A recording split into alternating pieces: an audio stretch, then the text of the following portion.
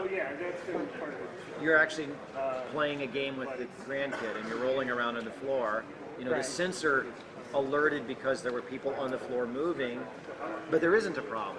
Well, we don't need to roll an ambulance then, spend a lot of money, take an important asset out of service. What you need to do is say, oh, it's not an issue. Well, the robot can move around and help someone determine that. And there's so much you could do, right? You could have, it can do that kind of security stuff at night.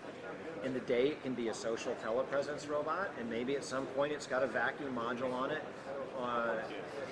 or it could come and plug into an accessory bit. And I think of this 80-20 thing again, like if I'm doing a project on my car, sure, someday the robot will take the carburetor out. But you know what? If it just rolled up next to me, had the tools I wanted on top, and had the little YouTube video playing of the person walking me through this repair, that would be valuable. That would make it a lot. I would have more fun. I could get the job done. I'd make less mistakes, and I didn't have to have a robot that was so complicated that it could actually manipulate. Sure, it could do that at some point down the road, but we can bleed these things, as my colleague Shannon Norella says, we can bleed them in bit by bit into our lives and get value out of them in small increments. Right. Tell them about the ice cream stores from your business meeting. Okay, and then I probably have to run and prep for my next. So. My boss was having a birthday at HP, and we set up a surprise party, and I think on his calendar he had a meeting with his boss or something, and he shows up, and everybody's like, oh, hey, happy birthday, and we're going to go outside and have some cake, ice cream, and sodas. I was attending on a telepresence robot because I live in Oregon. 3 of my colleagues, when we were outside, would jokingly show me their ice cream bowl and say, here, Will, you want some ice cream? And at first it was kind of fun, but by the third one I realized it's actually bothering them a little bit. And so I was working from home, I went to the kitchen and got a popsicle. And the 4th person comes up and says, hey, you should have some ice cream. And I said, I've got a popsicle.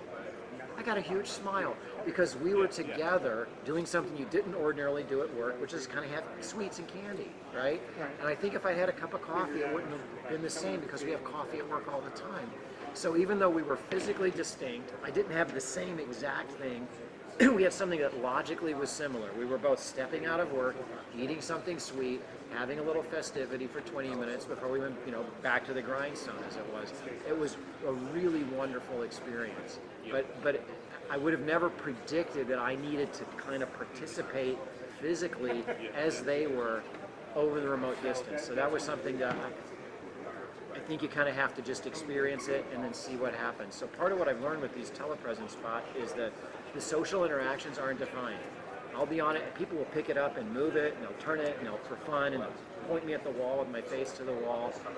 And physically, if someone picked me up and moved me at work, I mean, they get fired. It's not okay to push people around.